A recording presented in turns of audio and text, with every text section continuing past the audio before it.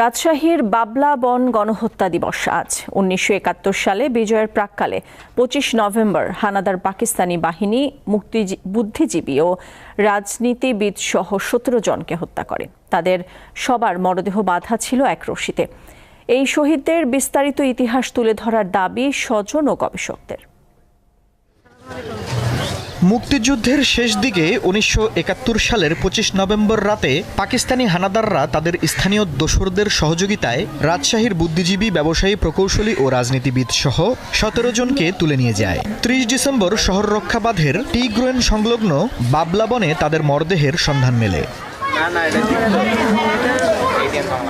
শহীদদের মধ্যে রাজশাহী বিশ্ববিদ্যালয়ের অধ্যাপক মীর আব্দুল কাইয়ুম, নওরোজ উদ্দৌলা খান, তসলিম উদ্দিন, আবুল হোসেন, আলাউদ্দিন, তাইব আলী, মির্জা সুলতান, আজিজুল হক চৌধুরী ও আলতাফ হোসেন অন্যতম। কিন্তু এই শহীদদের বিষয়ে তেমন জানে না নতুন প্রজন্মের অনেকে। কাদের যে বধ্যভূমি, কারা শহীদ হয়েছিলেন তার কোনো নাম বা ফলক নাই, এইটুকুই জানি। এখানে এসে আমরা দেখি যে এখানে একটা স্মৃতি স্তম্ভর মতো কিছু আছে, কিন্তু এটার এক্স্যাক্ট ইতিহাস বা কোন প্রেক্ষাপটে এটা বানানো হয়েছে এ সম্পর্কে আমাদের কোনো ধারণা নেই।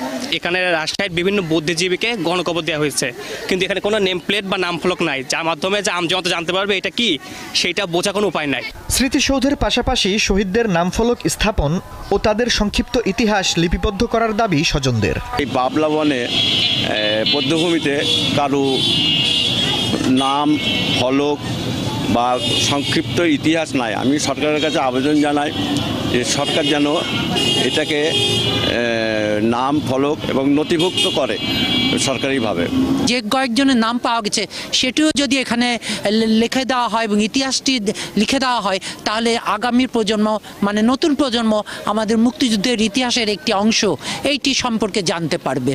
রাজশাহী মহানগরে ৯টি বধ্যভূমি রয়েছে। এগুলো রক্ষণাবেক্ষণে জোর দিচ্ছে সিটি কর্পোরেশন। আমাদের রাজশাহী যে নটির কথা বললাম মহানগরের মধ্যে এখন পড়েছে, এই নটির জায়গায় বধ্যভূমির তথ্যপত্র সংগ্রহ করা, সুরক্ষা দেওয়া, বাচ্চাদেরকে শেখানো, এই কাজগুলো আমরা করতে চাই।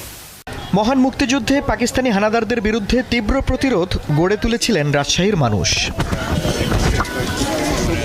দীপ্ত বার্তা কক্ষ।